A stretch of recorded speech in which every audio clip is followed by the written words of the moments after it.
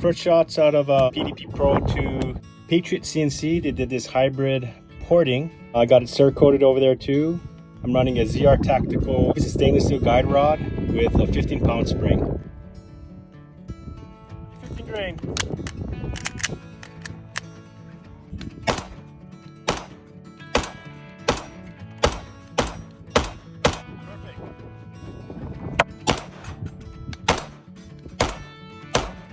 Perfect.